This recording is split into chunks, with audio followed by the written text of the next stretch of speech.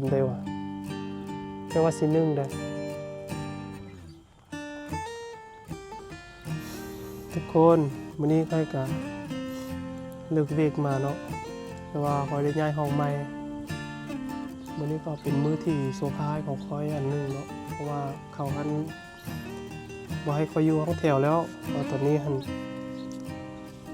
ค่อยกะฮู้สิแนวใดเนาะเฮาบ่มีเงินเด้จำเป็นค่อยก็ได้ออกมาเฮ็ดตุบอยู่ข้างๆนี่แหละออกมาอยู่แถวนอกเนาะเพราะว่าอยู่ในก็เข้าบ่อนนั้นเนาะเขาบ่ให้อยู่ก็จำเป็นแล้ว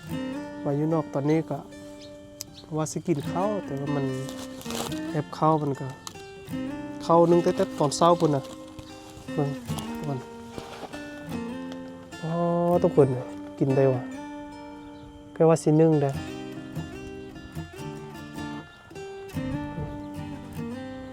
แล้วก็อันนี้ก็ประมาณ 2-3 มื้อเนาะว่าค่อยนึ่งหลายพดต่อไปค่อยก็อยู่นี่แหละทุกคนบ่ไปใส่ฝากคนติดตามมาอุดหนุนเด้อมีสินค้าของไอ้บอยที่ค่อยเอามานะไอ้บอยยังขายบ่ได้เนาะแล้วฝากทุกคนอุดหนุนแล้วก็ติดตามค่อยเด้อจะมีสุดเก่าและสุดใหม่เนาะนี่มีรุ่นเงินรุ่นคำรุ่นไอโฟนเด้อสำหรับใครที่ยัก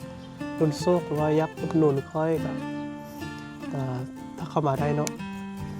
ขอบใจทุกคนเด้อ